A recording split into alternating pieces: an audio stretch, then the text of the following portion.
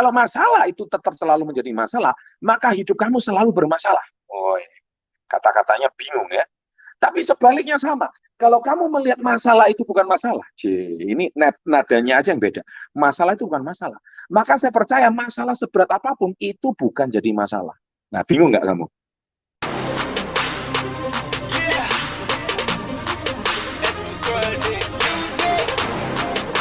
Pada malam hari ini saya tertarik untuk membahas sebuah topik ya, yaitu tadi baru saja di sekitar 15 menit yang lalu saya di DM salah satu subscriber kita tentang kisah hidup saya dibahas di salah satu channel yang memang khusus membahas tentang buku dan pengembangan diri.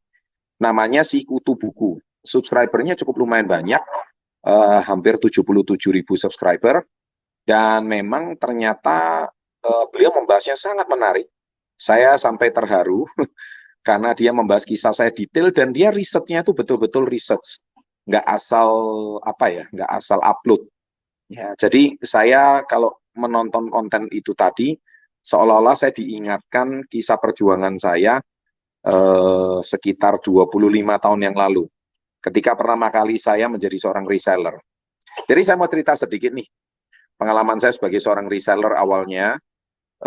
Saya awal model merintis itu sama kayak kalian, nggak terlalu punya banyak modal, khususnya uang. Tapi saya punya modal yang paling utama, yaitu modal apa? Modal keyakinan, modal semangat, modal pantang menyerah. Nah, itu modal yang seringkali tak kelihatan. Jadi seringkali anak-anak muda itu selalu kalau bicara modal, pasti dikonotasikan dengan modal uang. Saya nggak punya modal uang. Gabung komunitas Yes, bayar 2.100.000, saya nggak punya uang. Menjadi reseller, jual 2 paket, dapat keuntungan 1 juta, saya nggak punya uang. Nah, ingat, uang itu adalah the state of mind. The state of mind itu apa? Kondisi pikiran.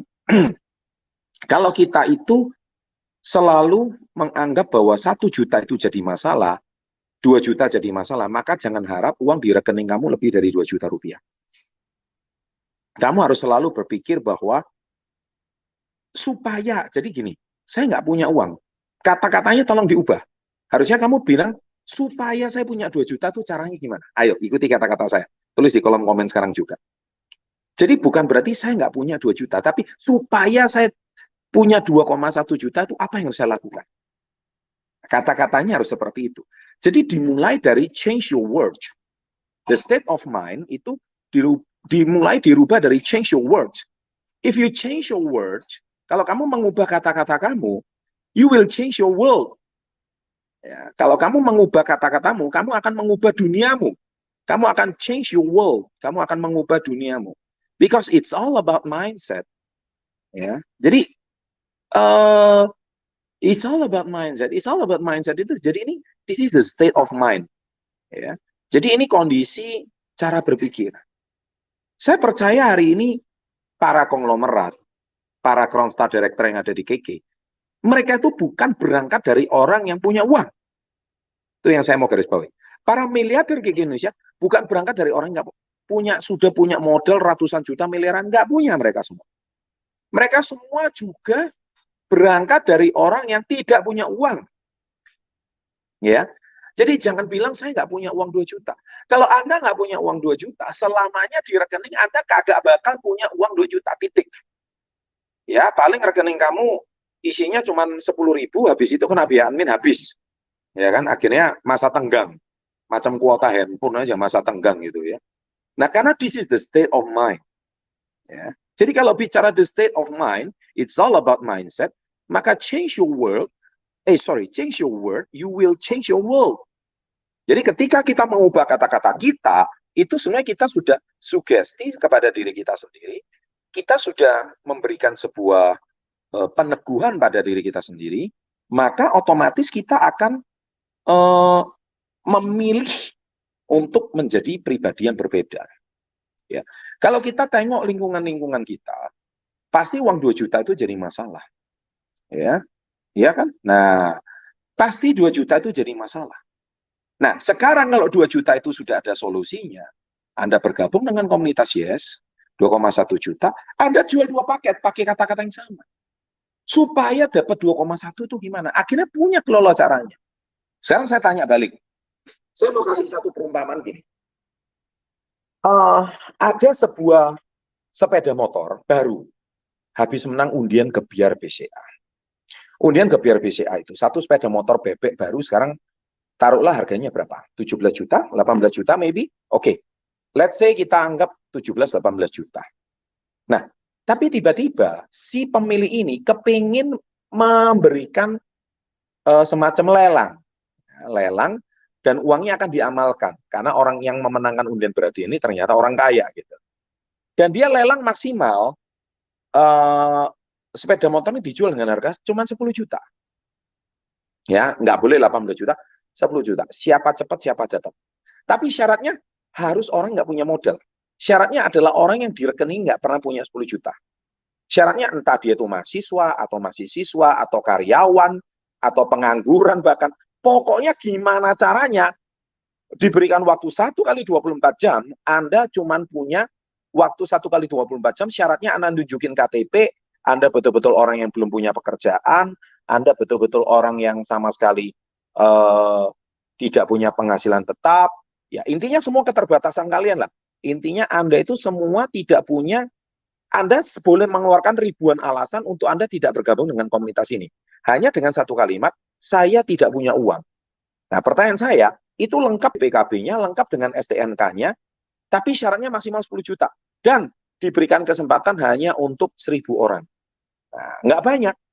Tapi siapa yang cepat dia dapat, cari 10 juta. Nah, pertanyaan saya sekarang satu.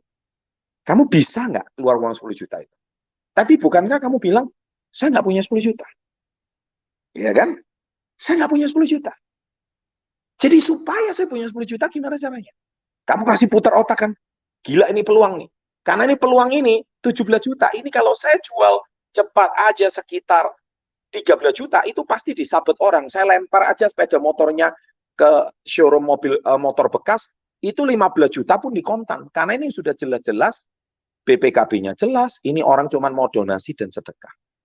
Pertanyaan saya satu, tadi kan kamu bilang nggak punya 10 juta. Tapi kenapa otak kamu bisa berputar sedemikian cepat? Yes, saya mau putar otak saya bagaimana supaya dapat 10 juta. Karena ini saya lihat peluang di depan mata, sepeda motor ini harganya yang baru 17 juta. Lengkap, plat nomornya masih merah, BPKB-nya masih ada.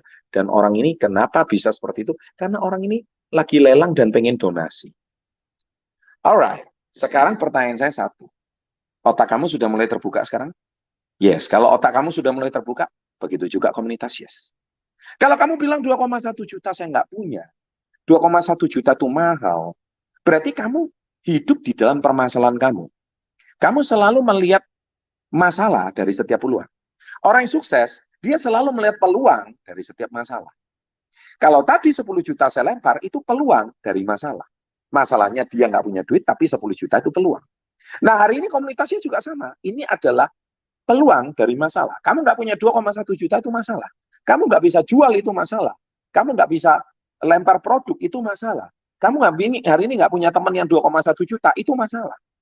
Tapi kamu melihat peluang. Pertanyaan saya sekarang satu. Ilmu Success Before 30 itu apakah bisa dinilai dengan 2,1 juta? Saya ikut seminar bayar miliaran Bapak Ibu. Dalam dan luar negeri. Zaman dulu nggak ada online. Saya harus bayar ratusan juta sampai miliaran rupiah untuk saya ikut kejar seminar orang-orang hebat.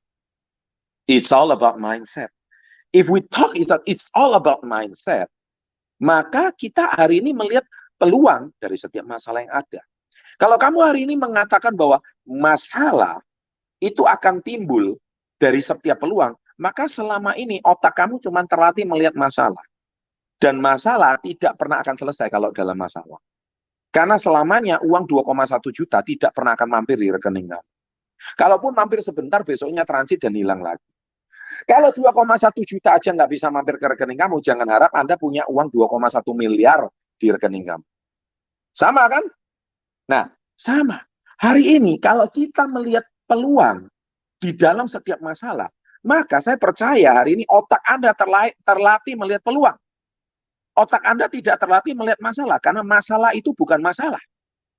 Kalau masalah itu tetap selalu menjadi masalah, maka hidup kamu selalu bermasalah. Oh, kata-katanya bingung ya. Tapi sebaliknya sama. Kalau kamu melihat masalah itu bukan masalah, ini nadanya aja yang beda. Masalah itu bukan masalah. Maka saya percaya masalah seberat apapun itu bukan jadi masalah. Nah, bingung nggak kamu? Ya, saya ulangi ya.